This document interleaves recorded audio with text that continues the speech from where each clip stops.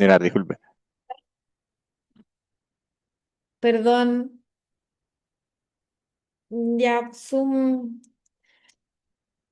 no lo recuerda. Bueno, nada, seguimos, no habíamos hablado mucho, así que no creo que se pierda demasiado, pero rebobinando un poquito, vamos a enfocarnos en estas herramientas para el gobierno de las universidades en esta sociedad, ¿vale? En la sociedad actual. Dentro de los elementos que han impulsado los grandes cambios o las grandes transformaciones de este enfoque, bueno, vamos a encontrar con algunas cosas que seguramente van a resonar un poco con nuestra propia realidad. Por ejemplo, el tema de la integración de personas externas a los gobiernos universitarios ha sido bastante importante, principalmente para poder aportar una visión más externa de las necesidades sociales. O sea, y se ha intentado hacer una conexión de eso. Además, también se han seleccionado a los líderes, especialmente en el tema de rectorías, con algunos criterios profesionales que ha enfocado un poco que se estabilicen los equipos desde un punto de vista un poquito más estratégico, con una dirección más estratégica y que se oriente a todo este enfoque de resultados. Eso lo vamos a ver, tema de la transparencia y la importancia que tiene la nueva modalidad que lleva después de la integración del NPR de la transparencia de los resultados y cómo eso también se vincula con los rankings. Otra cosa súper importante que necesitan entender un poco cuando hablamos de todo lo que es el proceso de un buen gobierno dentro de la universidad es el tema de la autonomía universitaria. Hay diferencias entre lo que es la composición de la universidad em, latinoamericana con la Universidad Europea. La Universidad Latinoamericana tiene como por esencia y tradición muchísima más autonomía que lo que han tenido las universidades europeas, pensando en todo lo que es la influencia política y todas las corrientes que se han desarrollado. La Universidad Latinoamericana, bueno, luego de la revolución en Argentina, se ha posicionado de una manera mucho más autonómica. Entonces, es un concepto que si bien ha ido evolucionando, tiene como un nacimiento de una forma diferente, pero que también se ha ido unificando mucho con los procesos de descentralización. Entonces, esta autonomía no se puede entender como una desconexión con el Estado, sino que el Estado ha seguido siendo este actor pues, esencial dentro de lo que es la elaboración de la estrategia de educación superior, ahí enfocado en lo que implica la legislación, la asignación de recursos, por lo que también se ha ido exigiendo a las universidades, a las instituciones, que exista a través de un pequeño control, a través de esta rendición de cuentas un poco más clara y transparente. Entonces ha ido haciendo una especie de equilibrio entre lo que es la autonomía y la responsabilidad como el enfoque o como este corazón del buen gobierno universitario. Entonces, para que ilustremos eso un poquito, antes ya de empezar con los temas como específicos, em, pensar quizás en algunos modelos universitarios, por ejemplo, el caso del modelo danés, que es bastante reconocido por sus buenas prácticas dentro de la gobernanza universitaria, que se ha ido basando principalmente en la flexibilidad y en las estructuras, por decirlo así, eficientes, y ha inspirado a muchas universidades alrededor del mundo por la forma en la que ha dado también, como que ha entregado un poco el poder del gobierno a la institución. Esos cambios, por supuesto, no son tan fáciles, va a depender siempre del contexto político, del contexto social en el que se desarrolla una institución. También hay demasiado resistencia al cambio dentro de lo que son las instituciones y por su parte de lo que es el gobierno en sí. Todo lo que es el corporativismo, la inercia institucional, que pueden ser obstáculos bastante significativos. Entonces, es fundamental que podamos introducir quizás mecanismos de flexibilidad y modelos adaptables dentro de lo que es la institución como tal, y desde ahí cada institución ha ido encontrando su propio camino. Entonces, Ya para empezar con conceptos un poquito más desarrollados, ¿qué significa esto para los líderes académicos? ¿Qué significa cuando nosotros hablamos que vamos a ser agentes de cambio y cómo se van a impulsar las distintas reformas basadas en toda esta evidencia y en el poder fortalecer vínculos entre la sociedad y la universidad? Aquí entendemos que este buen gobierno no es solamente desde el objetivo institucional, sino que hay una responsabilidad colectiva bastante relevante que va a definir el impacto que podemos generar a futuro dentro de las sociedades. Entonces, vamos a intentar trabajarlo desde ese enfoque. Y bueno, vamos a ver cuatro puntos que son principalmente, que hacen referencia principalmente a cómo la universidad se ha tenido que enfrentar a los distintos retos de la sociedad del conocimiento y la globalización. Hacemos una pincelada sobre lo que es la planeación estratégica dentro de la universidad y la pertinencia de los objetivos. ¿Cuál es la importancia que tiene esta estrategia para que la universidad en el fondo vaya superando o mejorando la calidad dentro de la institución como tal? Y vamos a ver un poquito sobre la misión de las universidades de tercera generación, ¿vale? Ahí nos vamos a quizás salir un poco de lo que es el contexto latinoamericano porque tomamos buenas prácticas, por decirlo así, o así es como se le denomina a universidades que están posicionadas en otros lugares del mundo. Así que eso es lo que vamos a ver dentro de esta sesión. La idea es que, bueno, ustedes puedan comprender un poquito cuáles son estos desafíos a los que se ha ido enfrentando la universidad en este mundo globalizado. Son bastante diferentes a los que quizás pasaron en los años 90, en los años 2000, porque claramente entra de lleno lo que es la tecnología y el conocimiento y cómo eso también ha ido transformando la misión y la función que tiene la institución como tal. O sea, vamos a intentar identificar cómo la globalización y la sociedad del conocimiento han ido influyendo tanto en lo que es la educación superior y cómo las universidades en sí han tenido que irse adaptando para poder seguir siendo relevantes y competitivas, que sabemos que esas son como las claves de una institución. Desde ahí también explorar un poquito el concepto de planeación estratégica y entender cómo se definen los objetivos que guían las instituciones. Muchas veces pensamos que las cosas están como muy dadas por hecho, pero tenemos que integrar y aprender que la planeación estratégica es algo que se elabora, es súper importante para que la universidad en el fondo pueda ir alcanzando metas, pero también las pueda unificar o las pueda trabajar de una manera transversal dentro de lo que es esta expectativa también de la sociedad y en este entorno tan cambiante.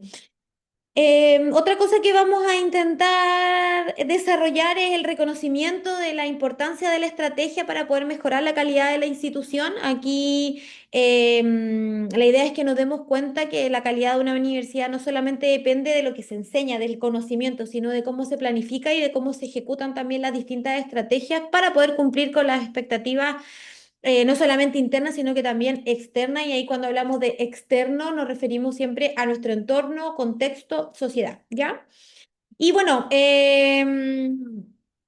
interiorizarnos un poco o descubrir para el que quizás no tenga ahí tan profundizado lo que es el concepto de universidad de tercera generación. Hay una teoría que nos entrega una visión y profundiza también sobre las fuerzas que impulsan a convertir una institución en este tipo de universidad. Son las universidades denominadas del futuro porque en el fondo han ido haciendo procesos de transformación y evolución, desenfrascándose, perdón, de esta idea de no solamente enseñar e investigar, sino que también de la colaboración con externos, con las empresas y con los gobiernos, para poder, en el fondo, generar desde ahí un nuevo conocimiento aplicable al mundo real, a la sociedad en el que se está desarrollando la institución.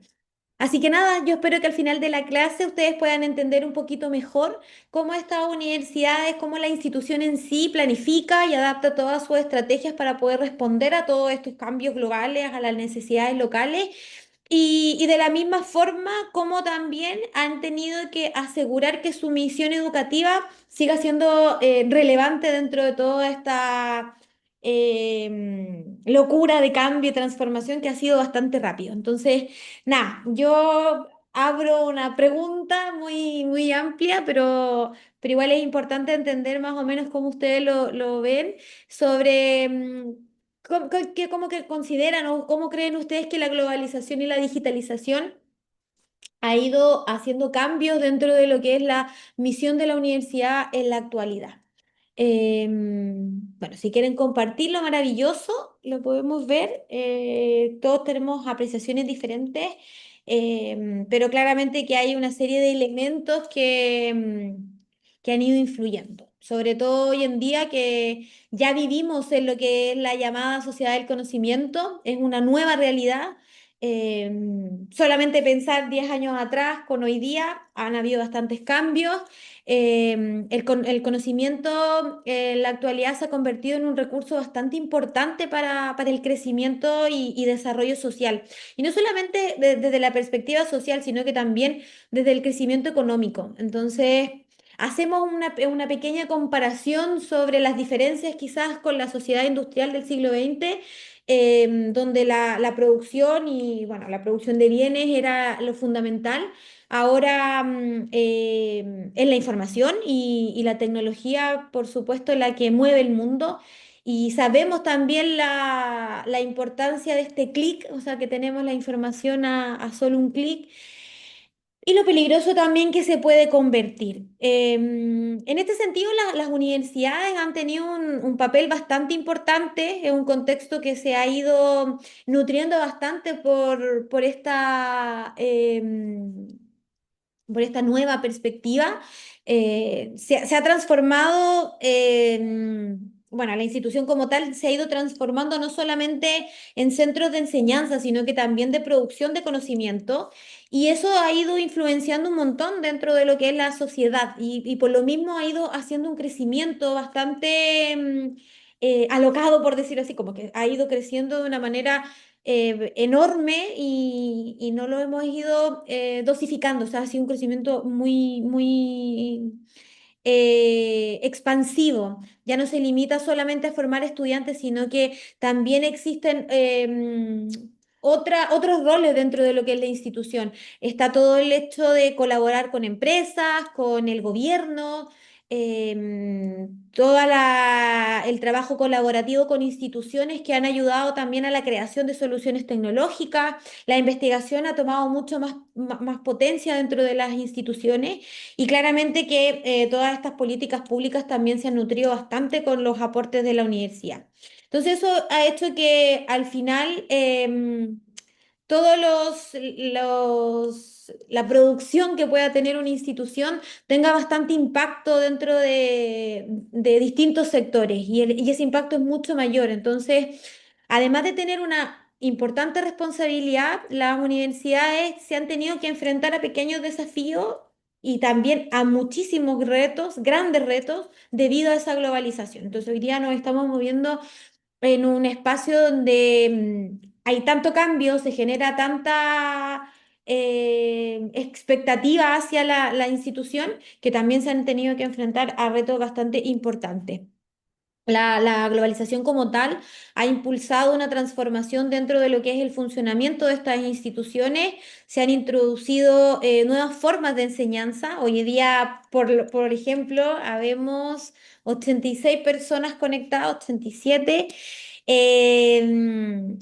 en todo lo que implica la educación en línea. El uso de la tecnología también nos ha ido ahí mermando. No sé qué opinan ustedes con el nuevo trabajo con la inteligencia artificial, cómo nos ha dificultado quizás poder salir de lo tradicional y tener que integrar esta nueva estrategia, este nuevo recurso, nueva herramienta de una manera responsable. Entonces, se ha intensificado un poquito la competencia entre la universidad a nivel global. Ya no solamente vamos a ofrecer una buena educación, sino que también tenemos que hacer una adaptación a estos cambios tecnológicos y de la misma forma intentar atraer este talento internacional para poder seguir siendo competitivas. Entonces, han pasado muchas cosas. Eso es súper importante que lo tengamos en cuenta Y también darle la connotación de lo que implican estos nuevos cambios, cómo lo han visto ustedes, no sé si alguien eh, hace docencia o trabaja dentro de lo que es la parte de la tecnología, pero creo que eso es uno de los desafíos hoy día que los estamos viviendo. No sé, por lo menos para mí ha sido bastante complejo el tema del trabajo con inteligencia artificial.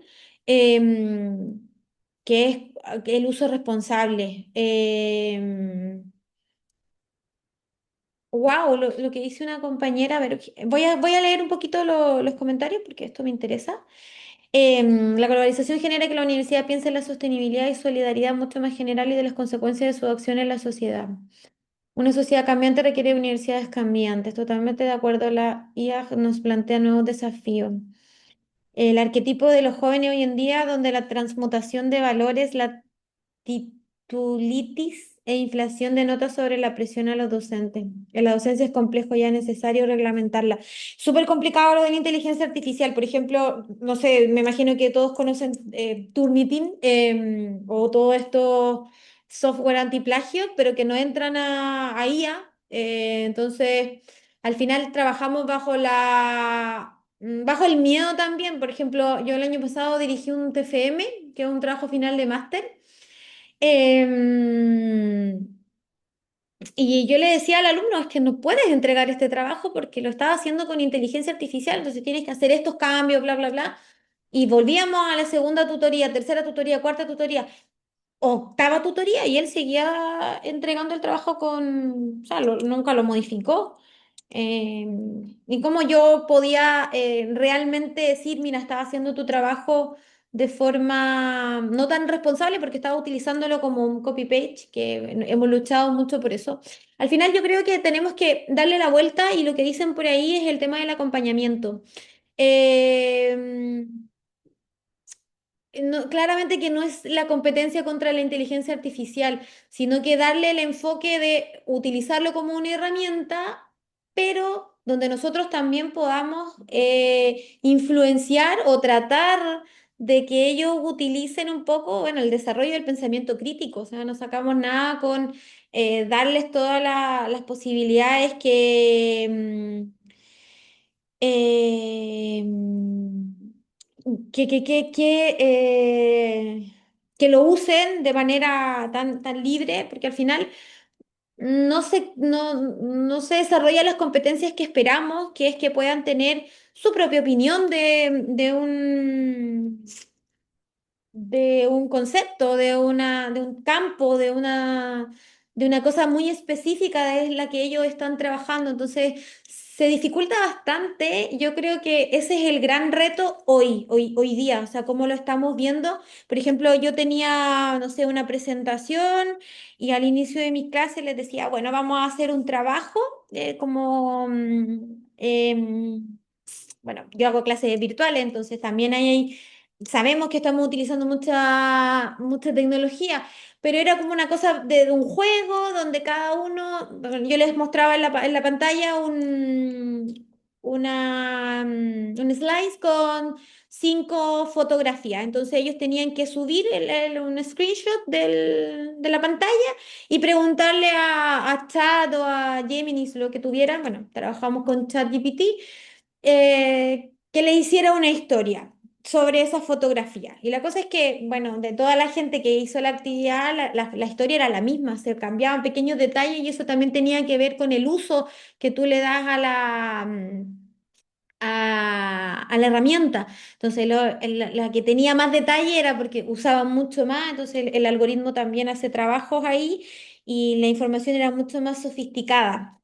Y desde esa perspectiva tú tratas de decirle, bueno, hagamos un uso responsable, aquí hay algunas palabras que se utilizan a nivel genérico, entonces tratemos de modificarlas, de cambiarlas por otras, bla, bla, bla, pero así todo el uso es bastante irresponsable. Entonces, estamos trabajando con una generación que es diferente. Bueno, no sé si ustedes han hecho algún taller o curso sobre el trabajo con generación Z. Yo hace como 2 años hice una formación cortita donde se presentaban de manera muy genérica las características de esta nueva generación, que son muy diferentes quizás a la millennial o a las generaciones anteriores. Entonces, igual es un poco entender, ellos son nativos digitales, pero tienen facultades o competencias diferentes a las que tienen las generaciones anteriores. Por ejemplo, están acostumbrados al uso del móvil. No les gusta usar el ordenador, el computador. Entonces ahí tenemos un problema porque no quieren usar los recursos quizás que nosotros hemos aprendido o que se han utilizado desde la tradicionalidad. Yo me imagino que hace 30 años atrás, 20 años atrás, la gente se utilizaba y hacía sus trabajos con máquina de escribir y cuando llega el ordenador dicen, wow, esto es una locura y son cosas que en el fondo eh, sabemos que van a cambiar. No sé, yo me hablaba con una compañera de trabajo, mi jefa es mucho mayor, entonces me decía, "Ah, pero cuando pasó lo de la calculadora también había resistencia. Claro, habían resistencias, pero lo de ahora, el cambio es mucho más potente porque nos dice muchas cosas, o sea, tenemos mucha información que también hay información que está bastante, bueno, no sé si ustedes utilizan las herramientas, pero se puede ver que existe un montón de positivismo dentro de este tipo de recursos. Entonces, es muy complejo. Yo creo que los alumnos de hoy nos ponen desafíos bastante importantes porque tienen esos accesos. Entonces, claramente cuando hablamos sobre inteligencia artificial y todas estas cosas, posicionarnos, tener una postura, sabemos que es un reto, que la institución como tal tiene que tratar de responderlo, pero también tiene que hacer una adecuación a lo que es la sociedad del día de hoy y lo que también quieren a nivel un poquito más macro. Complejo, pero bueno.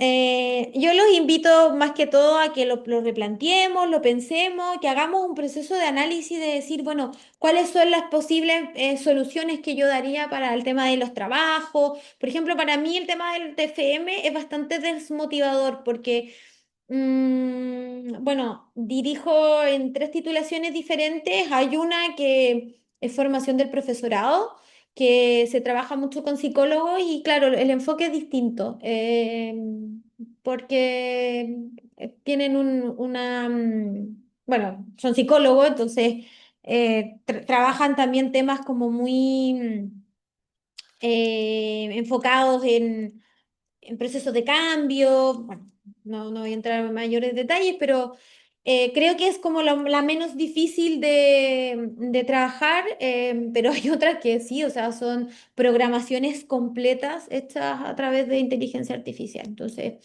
ahí es como, bueno, me entrego y trato de hacer esta revisión y de hacerme como que en verdad estoy en un mundo paralelo y no estoy viendo nada.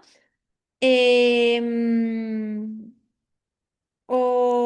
o trato, o sea, también como de entrar dentro de lo que es el desafío y tratar de posicionarme y bueno, tomar alguna perspectiva desde qué punto lo voy a dirigir. Pero eso es claramente que son los grandes desafíos de la institución hoy día. Hoy día yo hablo y también es súper incierto, no se sabe qué va a pasar en 3 años más.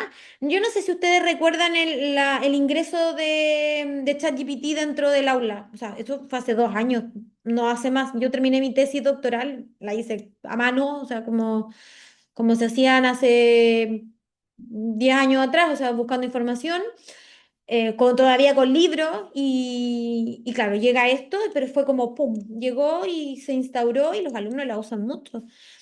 Un compañero dice, ¿cómo avanzar hacia un uso responsable de las TIC, incluida la IA, si la sociedad en su historicidad ha permitido su uso indiscriminado? ¿Cómo se puede observar en las redes sociales hoy en día la posverdad sin temor a mentir? Sí, yo creo que dentro de este mundo como académico, por ejemplo, a mí un día una persona me dijo, pero escucha un podcast para que... y yo, ¡ah!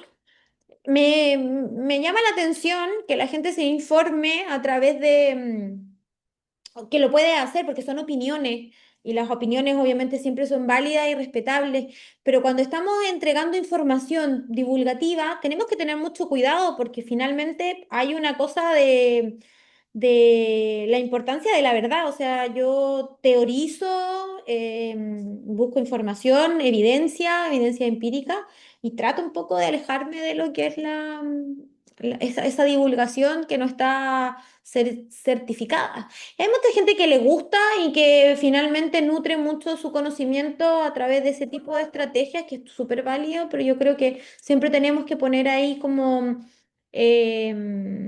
atención en desde dónde nos vamos a informar. Al final es eso, la información es es un tesoro que tenemos que intentar cuidar, ¿vale? Entonces,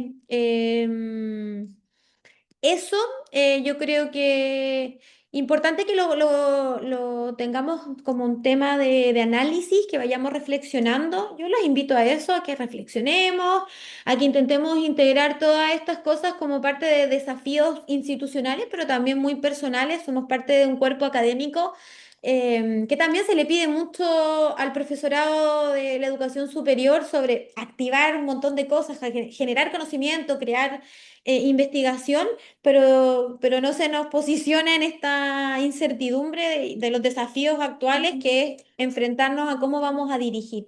Yo creo que es eso y tomar posturas también y hacerlo desde una manera respetuosa, obviamente, pero siempre desde la reflexión.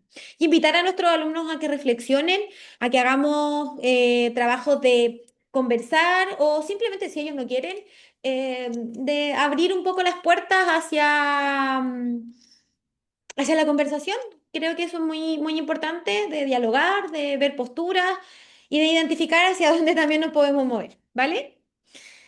Y bueno, desde ahí también nacen todas estas formas de planificar, cómo la universidad ha tenido que intentar un poquito hacer una nueva manera de planificación. A ver, quiero leer esto que están escribiendo porque a mí me parece súper interesante. Un compañero dice que desde su parte él les inculca que la IA debe ser una herramienta de apoyo a los diferentes procesos en ciencias que promuevan la construcción del conocimiento y la difusión del mismo. Toda vez que articule la biología y sus áreas y escalas, aprovechar la herramienta. Las instituciones universitarias tienen la responsabilidad de construir políticas de uso responsable y ético de la IA para poder brindar herramientas a los docentes y a las mismas. Bueno, yo creo que eso se está haciendo, por lo menos en mi universidad donde yo trabajo, se hacen un montón de formaciones, muchísimas sobre IA.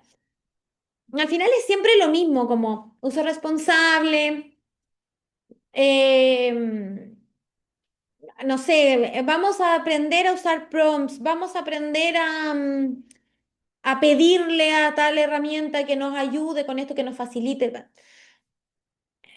Y si lo pensamos como un poquito más, como profundo, decimos, siempre necesitamos esta ayuda. O sea, si hace 10 años atrás nosotros hacíamos un trabajo súper pesado de leer libros, de informarnos, de documentarnos, de aprender a hacer búsqueda, ¿por qué siempre tenemos que utilizar eso como de facilitar? Somos facilitadores, obviamente, somos docentes y estamos como guías dentro de lo que es el proceso de aprendizaje de un estudiante. Pero yo creo que es desde ahí donde tenemos que reflexionar cuál es nuestro rol. Lo podemos usar, pero ¿con qué fin? O sea, si yo le voy a preguntar a una herramienta o decir, dame un trabajo, eso no es facilitar, eso es pedirle que te haga un trabajo o que te dé ayuda para crear algo. ¿Dónde está el desarrollo del pensamiento creativo? O sea, a mí no se me van a ocurrir cosas solas. Yo de repente voy caminando por la calle y el otro día estaba mirando, no sé, me fui caminando desde mi casa al centro de la ciudad, son 2 kilómetros y algo. O sea, camino mucho y empecé a mirar como, no sé, de la nada dije, wow, qué curioso. Empecé a mirar como las fotografías que habían en las vitrinas de los lugares y me di cuenta que desde que llegué al lugar donde vivo han cambiado mucho las formas de mostrar como la publicidad. Y dije, oh, mira, esto sería interesante, como hacer un recorrido por calle y empezar a buscar esas diferencias o hacerlo, bueno, no sé, se me ocurrió una idea. Yo creo que todos tenemos la capacidad de ser súper creativos desde distintas perspectivas, distintos campos, distintas áreas. Entonces, el hecho de utilizar tanto este tipo de herramientas eh, también los frena a ser creativos, los frena muchísimo. Le dejan la responsabilidad a este tipo de recursos y al final no se les ocurren a ellos las cosas. Entonces es como decir, pasa algo, la creatividad es algo que se desarrolla desde que somos muy pequeños, muy pequeños. Y es principalmente con lo sensorial, o sea, nosotros podemos desarrollar la creatividad a través del tacto, del gusto y todas esas cosas, pero claro, eh, mm, hoy en día nos movemos mucho en esa inmediatez, entonces ahí creo que ahí entra la peligrosidad, es saber un poquito identificar cuáles son los puntos en los que yo tengo que guiar, porque a mí me llegan alumnos y me dicen, este es mi TFM, esta es mi idea, y de verdad, chicos, o sea, son ideas fabulosas, o sea, uno las mira y dice, wow, a mí no se me hubiese ocurrido esto ni en un siglo pensando, pero claro, no son ideas propias, entonces... Tenemos yo creo que la invitación es a reflexionar. Y es súper interesante lo que comentan porque finalmente, si lo vemos, es en contextos diferentes, pero finalmente llega a lo mismo. O sea, nos estamos encasillando en lo mismo. Yo me imagino que en 5 años más va a haber mucha más solución o van a haber otras estrategias en las que nos vamos a tener que mover. Entonces, el tema del internet, dependiendo cómo lo usabas, lograbas resultados similares, depende del nivel de conocimiento del usuario. Ahora es más sencillo, antes requería un poco más de programación. Sí, yo creo que va a depender siempre del alumnado, pero nosotros tenemos que posicionarnos a los alumnos que vamos a tener o que tenemos hoy día. Mm, yo cuando tenía 18 años tenía un computador y no tenía internet como en mi casa fijo. Y los alumnos que entran hoy día a la universidad tienen todo, o sea, son recursos diferentes. Entonces, ese es el gran desafío, o sea, cómo nos vamos adaptando y cómo vamos integrando también toda esta nueva información y toda esta nueva estrategia y nuevos recursos que tenemos ahí como súper disponibles. Entonces, ahí entramos en lo que es este foco de la planeación estratégica, porque, y la importancia que tiene también, sobre todo en este entorno tan cambiante como en el que estamos viviendo hoy en día. Cuando pensamos qué es exactamente la planeación estratégica, bueno, este es un proceso bastante racional mediante el cual se determinan los pasos que se van a seguir para alcanzar un objetivo y nos permite también prepararnos para superar todos estos obstáculos y aprovechar oportunidades que en el fondo puedan ir surgiendo dentro del camino. Y ahí tenemos, por ejemplo, lo que hacen las universidades, que es a modo preventivo de el uso responsable de la inteligencia artificial, no sé, las normas que deberían seguir, cuáles son cómo nos vamos a,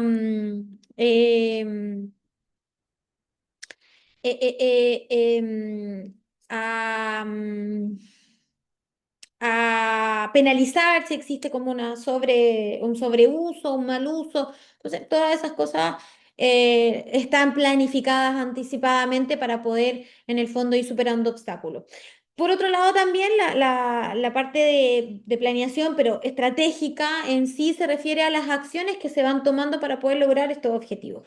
Cuando hablamos de estrategia, es la que nos permite en sí partir de una visión clara y cómo desde ahí podemos hacer frente a distintas circunstancias, ya sean favorables o adversas, asegurando que estas acciones nos lleven a los resultados que la institución como tal espera. Entonces, dentro de este contexto universitario, lo que es la planeación y la estrategia tienen que tener siempre un sentido de pertinencia, o sea que deben estar bastante alineados con las necesidades no solamente locales, sino que también globales, donde se está envolviendo la institución.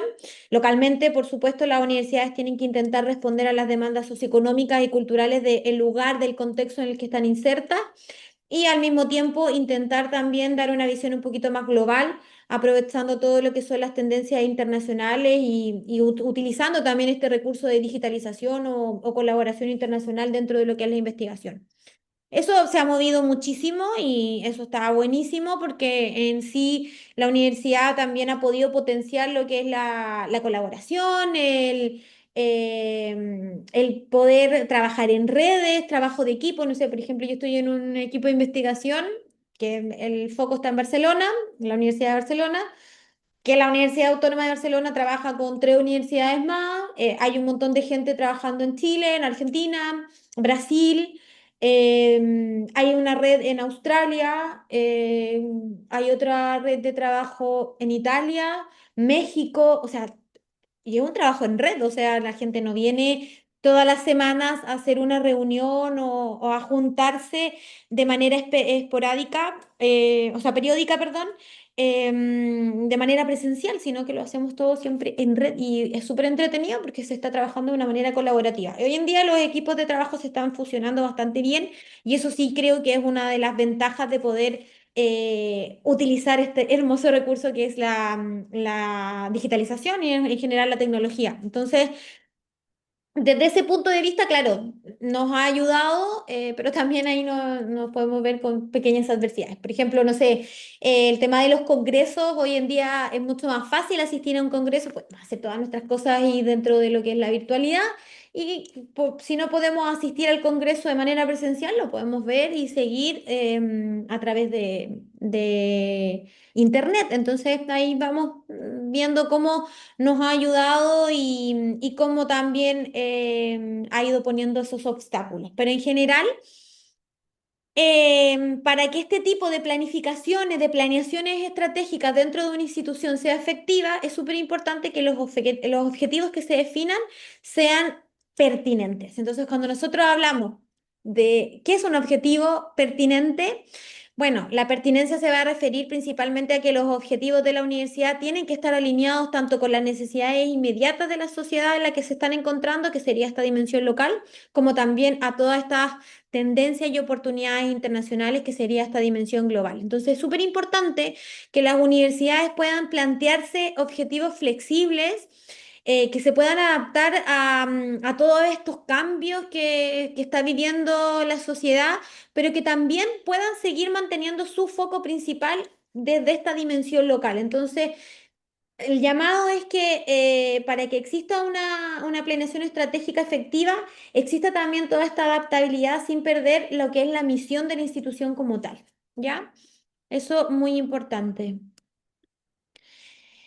Y dentro de este proceso estratégico de la universidad, bueno, aquí es un pequeño diagrama que en el fondo nos permite ilustrar un poquito cómo se van trabajando a través de distintos elementos el proceso como tal. Entonces, primero lo que la universidad hace para poder llevar a cabo este plan estratégico es poder hacer un proceso de anticipación que como tal es poder prever los cambios que se vienen avecinando como no sé, nuevas demandas del mercado laboral o todos estos avances tecnológicos que la universidad pueda tener dentro de su radar, que estos cambios pueden pasar. Entonces, cuando ya tenemos esta anticipación, nos movemos a lo que es la decisión, donde las universidades en sí tienen que tener la capacidad de hacer una elección de las acciones más adecuadas para poder enfrentar a estos cambios. En general, desde ahí nace también una elección del método que viene a ser la referencia de cómo lo voy a implementar, vamos a implementar estas decisiones de una manera efectiva y cómo también vamos a poder utilizar todas estas cosas que se nos presenten. Por ejemplo, todos estos procesos específicos o tecnológicos con los que nos vamos a encontrar. Por otro lado, tenemos lo que es la posición, que es donde nos encontramos en el entorno educativo y a su vez también lo que es el marco de referencia, que es el que nos va a guiar como tal dentro de nuestras acciones, como por ejemplo serían los nuevos valores institucionales.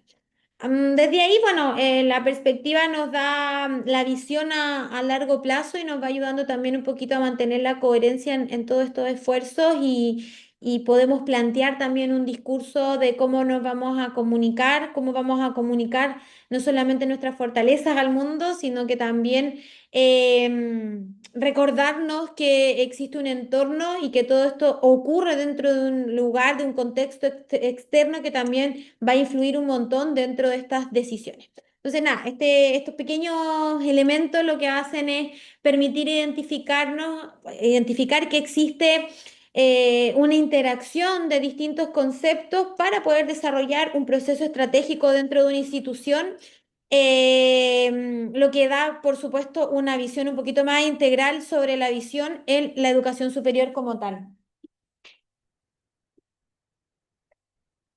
Y bueno, ahí es importante que hagamos estas, no sé, que podamos identificar y que podamos comprender desde qué punto nos movemos en las dimensiones. Tenemos lo que es la dimensión global y la dimensión local, y cómo eso viene a estar bien influenciado, cómo se puede eh, desarrollar dentro de lo que es esta pertinencia de la educación como tal. Entonces, cuando hablamos de la dimensión local de la pertinencia, lo que implica es que las universidades en general tienen que hacer una respuesta, dar una respuesta a las necesidades específicas de la comunidad en la que están ubicadas, ¿vale? Estas necesidades obviamente van a incluir distintos aspectos socioeconómicos, culturales, todo lo que implica el aspecto político y educativo como tal. Entonces, por ejemplo, si una universidad está ubicada dentro de una región donde la principal actividad económica es la agricultura, claramente que va a ser mucho más pertinente que se incluyan programas de estudios relacionados con las tecnologías agrícolas o la sostenibilidad de ese sector que con, no sé, titulaciones enfocadas en biología marina, por decir algo. Entonces, es desde ahí donde las universidades tienen que estar un poquito en sintonía con los desafíos locales y también intentar entender y entrar dentro de lo que son las demandas laborales. Entonces, el acceso a la educación o los problemas sociales y económicos de una región vienen a ser muy bien respondidos por esta institución de esta manera. Entonces la universidad al final lo que va a terminar haciendo o convirtiéndose es en una especie de agente de cambio para poder mejorar este contexto, ¿ya? Y eso es lo que no se nos puede olvidar. Desde ahí, obviamente que nos vamos a ir a la parte más macro, que es la dimensión global, que hace referencia, obviamente, a cómo la universidad puede aprovechar las distintas oportunidades que existen a nivel internacional. Y principalmente se refiere a las colaboraciones, colaboraciones con instituciones extranjeras, programas de intercambio, bueno, el tema de adoptar algunas tendencias educativas que pueden ser digitalización, todo este enfoque sobre la inteligencia artificial, pero como ese concepto de globalización en el fondo nos ha ayudado un poquito a conectar a las universidades con el mundo entero. Entonces, hoy en día las instituciones lo que vienen a hacer es competir en un entorno un poquito más global y también deben ser mucho más capaces de ofrecer programas que estén a la altura de eso, de estos estándares internacionales. Y desde ahí también se ha movido mucho con el tema de la atracción del talento de todas partes del mundo. Entonces, eso es súper positivo porque se ha podido lograr incluir personas que quizás hace, no sé, 10 años atrás no hubiesen podido tener el acceso a entrar dentro de estos campos. Entonces, aquí, por ejemplo, imaginar que una universidad ofrece un programa de investigación en, no sé, en biotecnología y que va a colaborar con otras instituciones de otros países que en el fondo el objetivo sería poder acceder a tecnología mucho más sofisticada. Entonces, desde ahí se hacen quizás pasantía o se trata de trabajar con algún tipo de académico que esté reconocido dentro del aula, o sea, del área, perdón, o algún estudiante que sea muy bueno, de, no sé, por ejemplo, de posgrado, de doctorado, invitarlo dentro de tu institución para que pueda también hacer un aporte y en el fondo desde ese campo poder ir creciendo. Eso es como lo que se invita a hacer cuando hablamos de este intercambio de lo que es la conexión un poquito más local, perdón, global.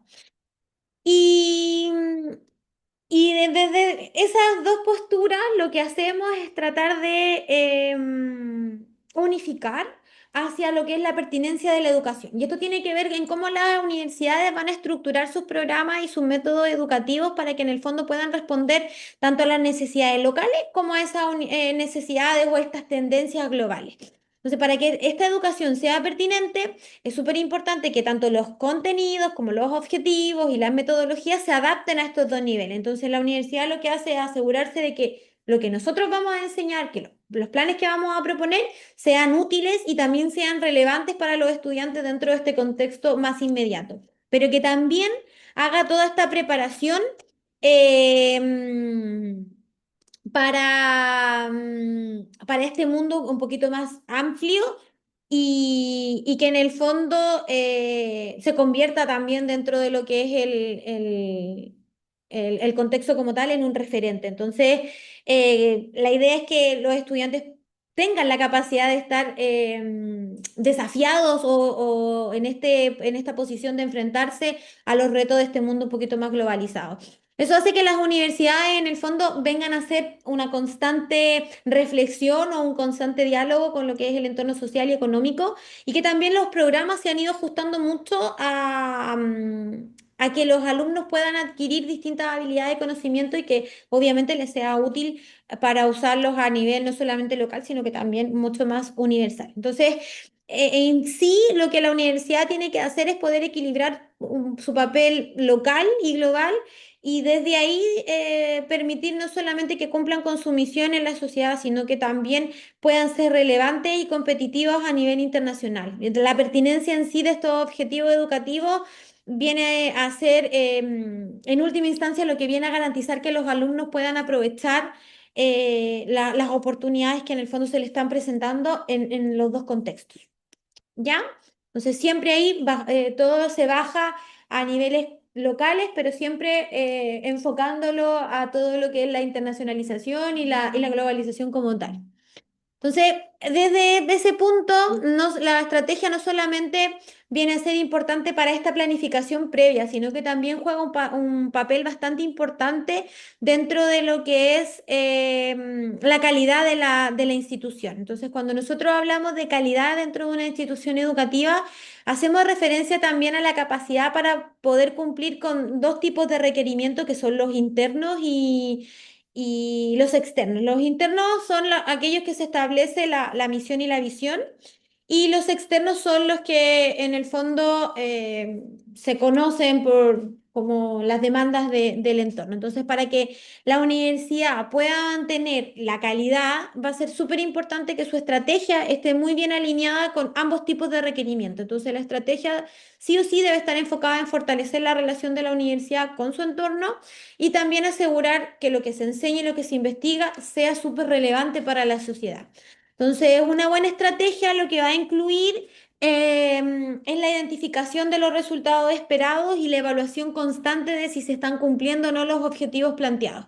Entonces, es un proceso que permite que las universidades puedan hacer una mejora bastante continua, que se adapten mucho a los cambios y que también garanticen que siguen siendo competitivas dentro del mercado global. Sabemos que competencia y colaboración son esenciales dentro de una institución de educación superior. O sea, lo vemos como la competencia, pero en el fondo es el posicionamiento y la cooperación, la colaboración son hoy en día uno de los elementos súper importantes que tiene que tener una institución como tal.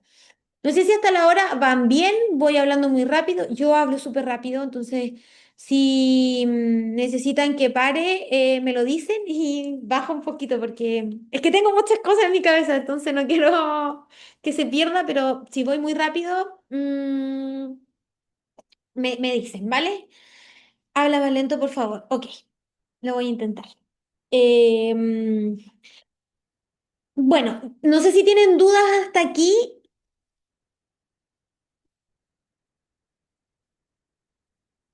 Hasta ahora, ¿alguna duda de algo? ¿Algo que quieran acotar? No sé cómo lo ven ustedes dentro de todo este contexto.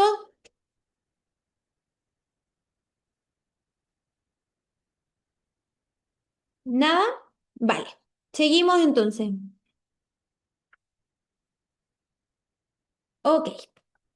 Em, bueno, aunque ahora ya llegamos a lo que son las universidades de tercera generación. No sé si las conocen, la han leído por ahí. Es una teoría bastante antigua ya, pero que se ha mantenido, bueno, obviamente se ha ido actualizando, pero se posiciona más o menos en el año 2009. Huitzema la propone y es un concepto que habla sobre las universidades de tercera generación. Hoy en día ya estamos hablando de universidades de cuarta generación, pero todavía no está conceptualizado, o sea, no está teorizado. Entonces, la idea es que se establezca también una, perdón, me voy a mover un poquito. Em, que se establezca desde ahora cuál es la nueva conceptualización. Nosotros vamos a entrar en lo que es esta universidad de tercera generación como la evolución dentro del rol y la estructura de las instituciones. Bueno, según Wisema, las universidades han pasado por varias generaciones, en este caso por tres generaciones principales. Chicos, espérenme un poco que voy a prender la luz de mi casa.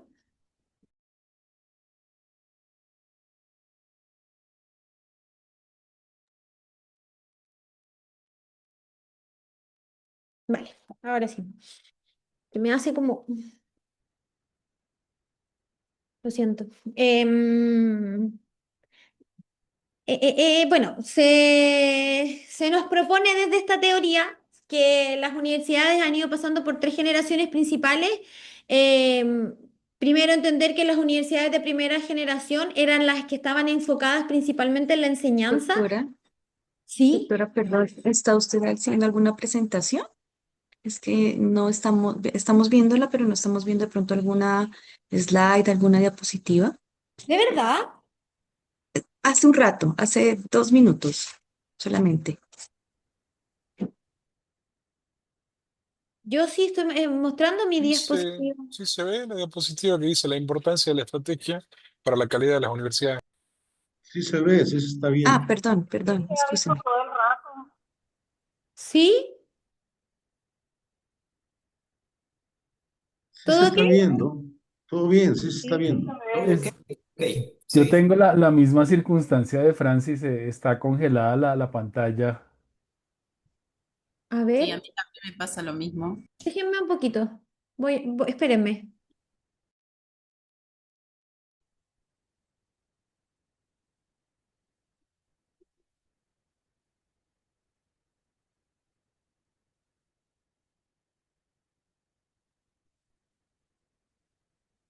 Sí, está bien. Están cambiando las diapositivas. Ahí están pasando. Lo que habría que ver, los que no pueden ver, es arriba en la plantilla superior dice reunión y PowerPoint. A lo mejor hay que clicar ahí. Está bien, doctora, sí están viéndose en forma consecutiva las diapositivas.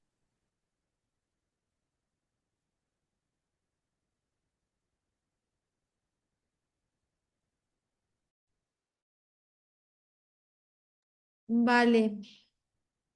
Qué raro. Debe ser algo de quizás el ordenador tuyo.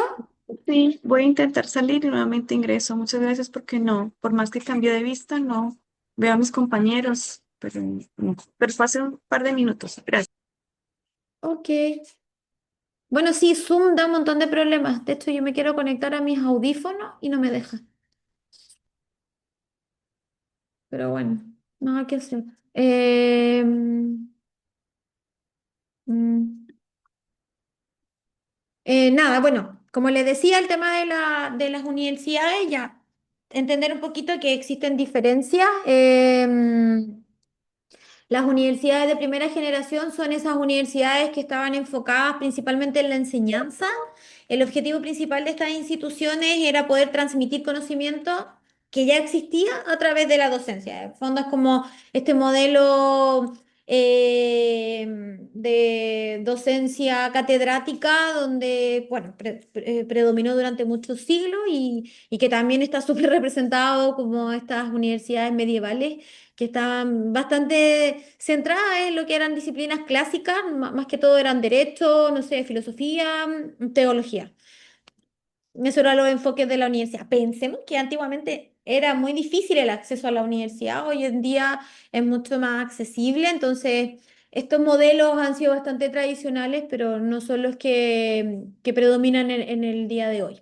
Cuando hablamos de las universidades de segunda generación, es un modelo de enseñanza donde además transmitirse el conocimiento, las universidades empezaron a incorporar la investigación como uno de sus pilares fundamentales. Entonces, es un cambio que se da principalmente en el siglo XIX con el modelo de Humboldt en Alemania y que enfatizaba mucho la integración de la investigación y la docencia. Entonces, las universidades de esta generación lo que buscaban hacer era poder avanzar en conocimiento a través de la investigación académica. Entonces, ahí es como donde se integra la investigación y se trata de trabajar desde las dos vertientes. Siempre, siempre, siempre tener en cuenta que esa es la esencia de la universidad, docencia, investigación. O sea, si nosotros hacemos docencia y nos enfocamos 100% en docencia, no estamos eh, como posicionándonos dentro de lo que es como la tradición de una institución educativa de educación superior. O sea, ahí docencia e investigación siempre tienen que ir a la par. Pero hoy en día, surge este nuevo concepto de universidades de tercera generación que hacen como bueno, una actualización un poco y surge todo este concepto innovador sobre un tercer elemento que es bastante importante y que junto con la enseñanza y la investigación no solamente van a crear conocimiento, sino que también lo van a aplicar para poder resolver problemas sociales, problemas económicos y problemas tecnológicos. Entonces se viene a caracterizar bastante la institución por hacer todo este fomento a la colaboración entre lo que es la academia, la industria y el gobierno. Y desde ahí nace este modelo de triple hélice que en el fondo viene a trabajar desde este enfoque. Y claramente que las universidades también están mucho más orientadas al emprendimiento y a la transferencia de la tecnología, a todo lo que es el poder promover el impacto social y económico de sus actividades y crear estos entornos que en el fondo vengan a impulsar la innovación y el desarrollo empresarial. Entonces, este concepto de Wisema lo que hace es destacar cómo las universidades han ido adaptándose a todas las demandas sociales y a las demandas en general de la sociedad moderna, transformándose en instituciones mucho más dinámicas que están conectadas con el entorno y que también en el fondo tienen esta respuesta o esta preparación para los desafíos del siglo XXI. Bueno, tenerlo en consideración porque en general son estas universidades que van un poquito más allá de la docencia y la investigación tradicional y que se convierten en sí como las generadoras de conocimiento que está mucho más aplicado dentro de los contextos actuales. Entonces, eh, hace que exista una transformación y también nace desde la idea de unificar 7 fuerzas, que son las fuerzas que impulsan este cambio. Primero está el poder ser colaboradoras con empresas tecnológicas, que en el fondo las instituciones puedan trabajar de manera estrecha con empresas, perdón, y que puedan enfocarse en áreas que son como relevantes dentro de lo que es el mundo actual, principalmente enfocada en tecnología para poder desarrollar proyectos conjuntos.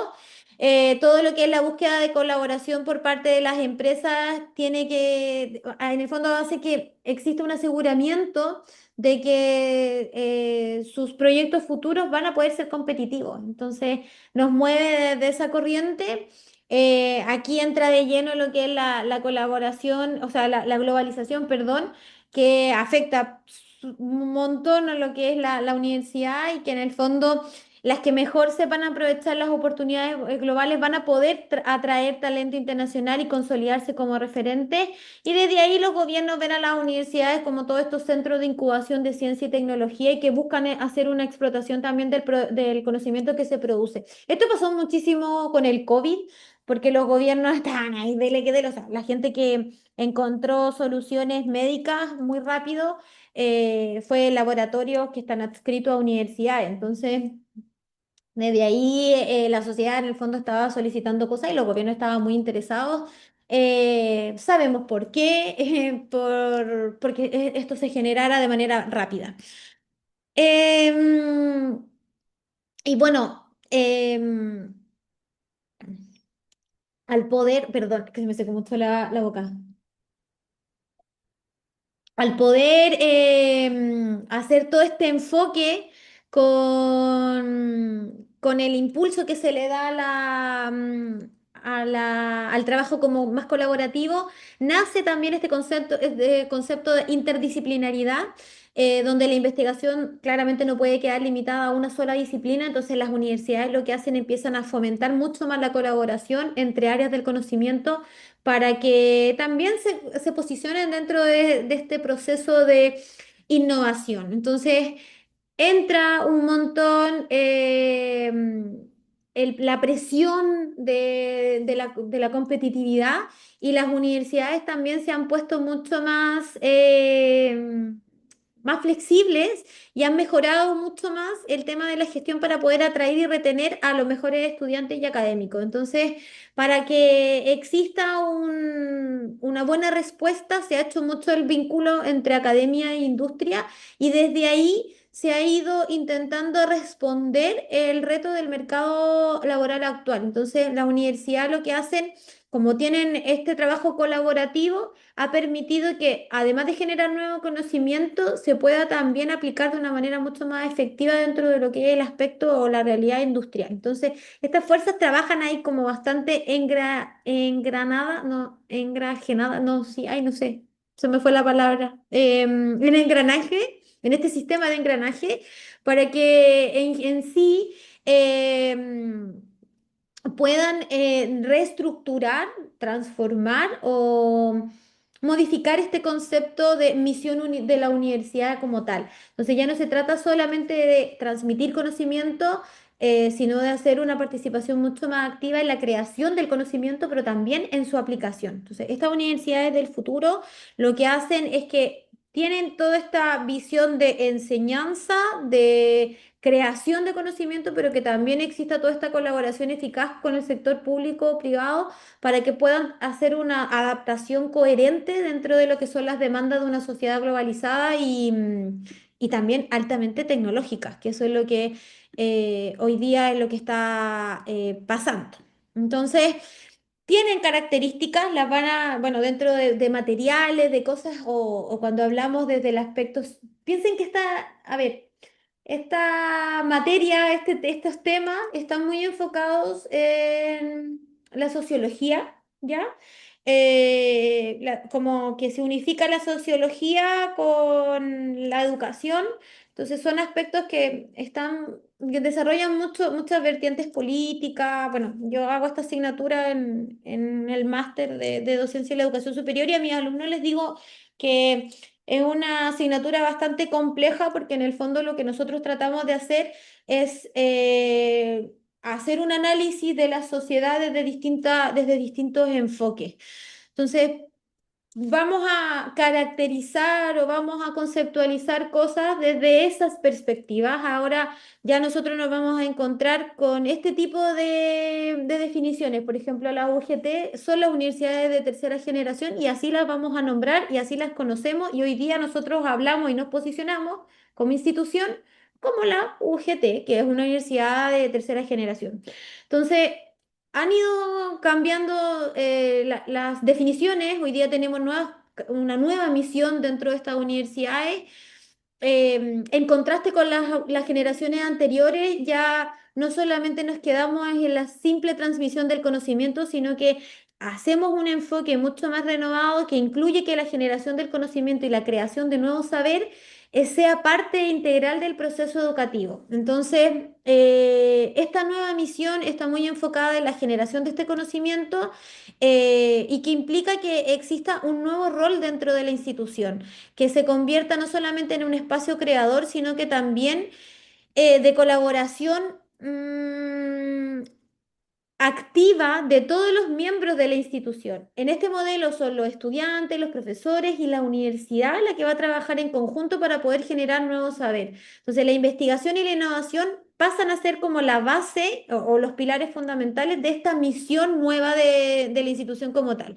Entonces, desde ahí hacemos esta vinculación con el entorno y también tratamos de orientar a resolver los problemas reales de la sociedad, lo que va a implicar que obviamente exista una relación mucho más estrecha con sectores productivos y tecnológicos. Entonces, Tienen mayor libertad, obviamente, para poder elegir su propio camino. Las universidades tienen mucha mayor autonomía para poder definir sus propios objetivos y también sus propios caminos estratégicos, a diferencia de las universidades anteriores, como de segunda generación, que se enfocaban solamente en investigar y enseñanza, y claramente que de la primera, que solamente se se enfocaban en transmitir conocimiento que ya estaba desarrollado. Y eso se perpetuó por mucho tiempo. O sea, piensen que nos quedamos con teorías por muchos años y no se producían aportes nuevos, hallazgos nuevos. Entonces, el campo de acción es mucho más amplio. Hoy en día hablamos sobre la colaboración con empresas.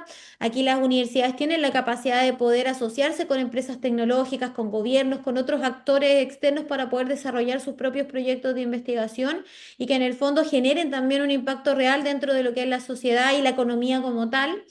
También son mucho más flexibles en las áreas de conocimiento. Las universidades no están limitadas a disciplinas tradicionales, sino que tienen la libertad de desarrollar nuevas áreas interdisciplinarias dentro de lo que es la función de las demandas del mercado global y también nuevas oportunidades tecnológicas que son mucho más emergentes al contexto actual. Desde ese enfoque, bueno, lo vemos como la personalización de la misión, o sea, las universidades han sido como mucho más específicas en poder decir, este es mi objetivo, es mi misión, y cada universidad se siente también con la libertad de poder definir su misión específica, que se basa mucho en sus fortalezas y en el contexto donde opera, ya sea desde la investigación, desde la innovación tecnológica o también desde la enseñanza globalizada. Entonces, esto va a permitir que exista una diferenciación con otras instituciones y que también se ofrezcan programas como mucho más personalizados o unificados. Entonces, nada, bueno, entender un poquito que estas universidades de tercera generación no solamente se dedican a transmitir este conocimiento, sino que se centran un montón en la nueva creación, pero a través de la investigación y de la innovación. Entonces, son mucho más libres al momento de elegir su rumbo estratégico y también las ha convertido en instituciones mucho más flexibles que tienen esta capacidad de responder a los retos globales y de contribuir de una manera mucho más directa también al desarrollo económico de los lugares. ¿Ya?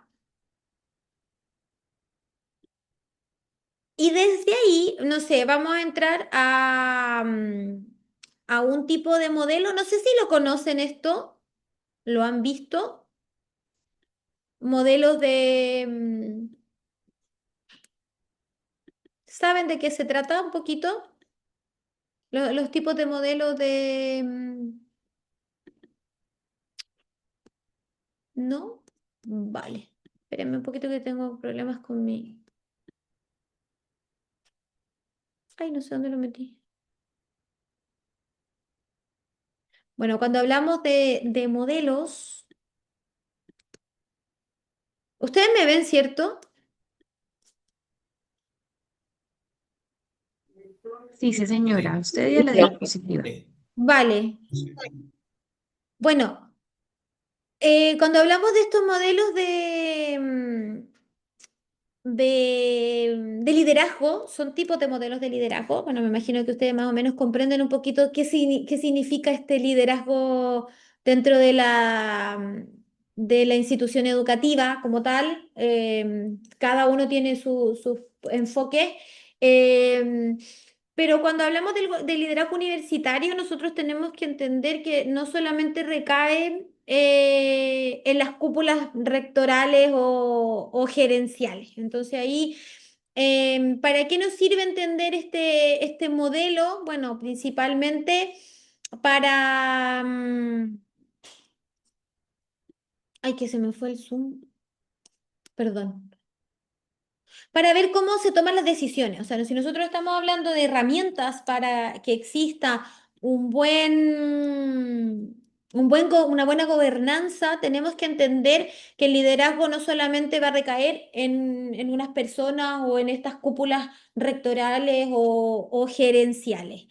Y bueno, hablamos de este tipo de modelo porque es un modelo que enfoca bastante en la distribución entre todos los miembros de la comunidad académica, especialmente los ámbitos docentes e investigadores. Dentro del contexto universitario, el liderazgo no se ejerce desde el cargo, sino que Desde la autoridad académica, la capacidad de influencia que tiene que existir debe estar muy regida por la colaboración, por la visión y también por muchas acciones compartidas. Entonces, se entiende como un proceso bastante dinámico que implica gestionar de una manera bastante creativa todas estas tensiones entre lo que es la tradición y el cambio. Entonces, las universidades sabemos que históricamente han estado súper marcadas por tradiciones, por formas de evaluar, por jerarquía, el tema de las disciplinas, los calendarios, pero también hoy en día son escenarios de mucha innovación. Entonces, el liderazgo académico lo que hace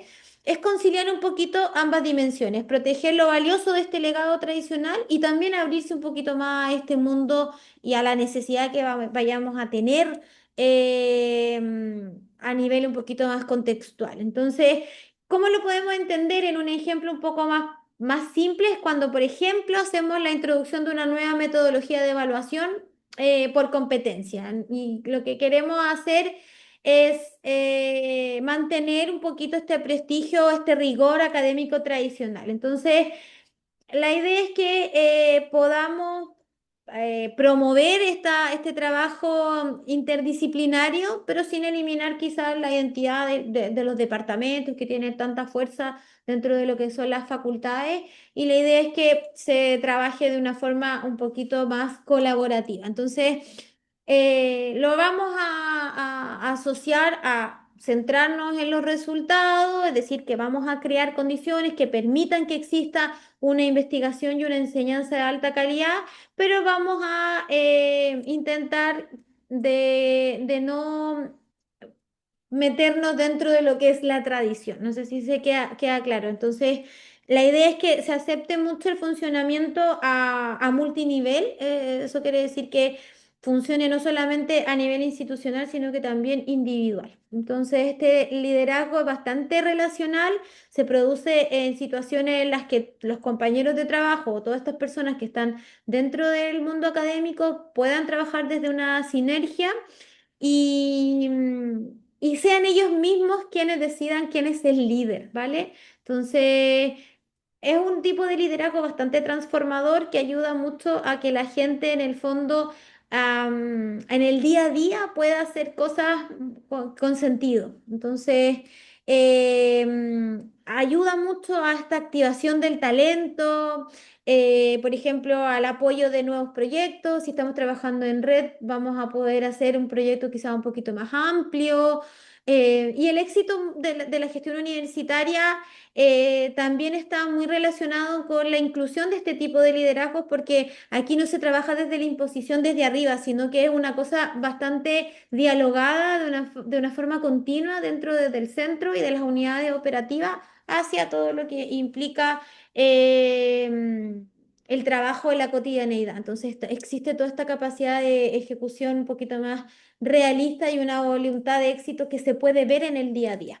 Es el tipo de liderazgo que hace que la universidad en el fondo vaya a evolucionar sin perder todo lo que es el poder de la identidad de la institución como tal, y no depende ni del cargo, ni de la actitud, ni del compromiso, sino que de la generosidad profesional y del compromiso individual para con la institución. Entonces, es un tipo de liderazgo, se le conoce como liderazgo silencioso, pero que es uno de los liderazgos, el tipo de liderazgo más transformador a niveles como de instituciones.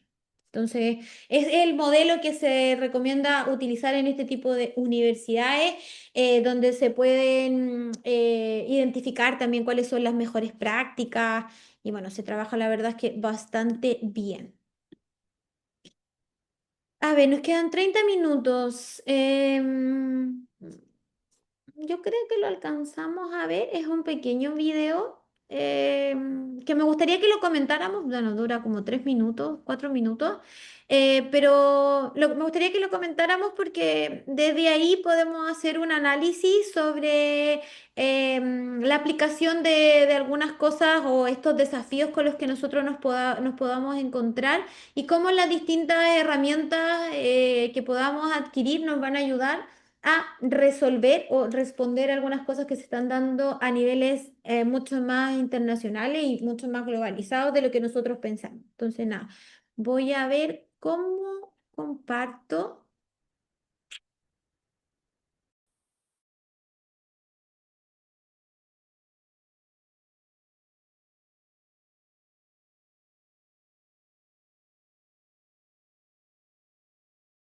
tienes que dejar de compartir y después volver a compartir con audio.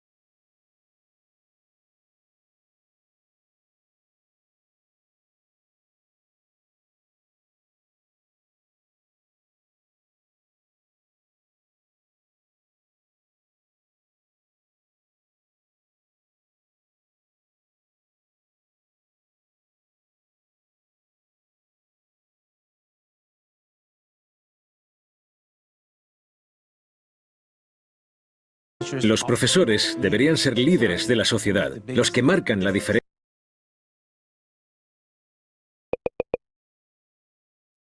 Ahí se escuchaba. ¿Se escuchaba? Sí, sí, sí. Sí, señora. En la vida de los estudiantes. Yo espero que la inteligencia artificial libere a los profesores de las tareas más tediosas y les permita hacer lo que realmente deben hacer, aquello más apasionante, más emocionante y que va a tener un mayor impacto.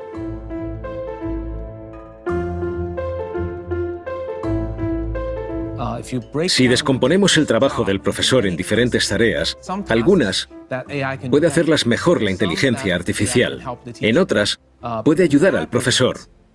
Pero además, si se integra la inteligencia artificial en las aulas de hoy en día, el profesor podría ahorrar hasta un 40 o un 50% de su tiempo.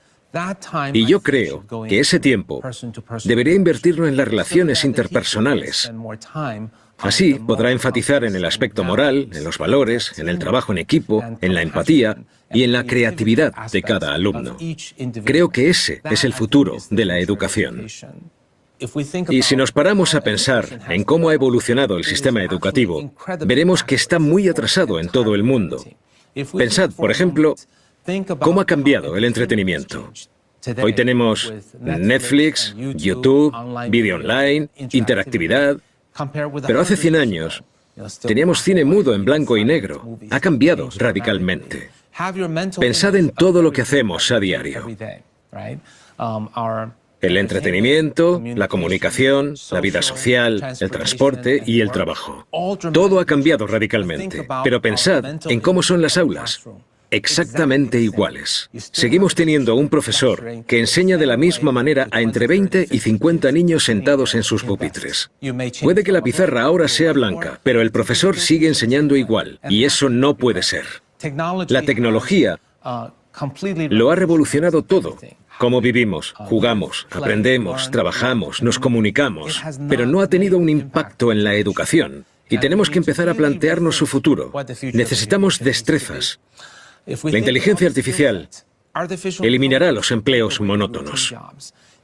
Pero casi todos los países siguen educando a los niños y examinando con nota como si fueran robots.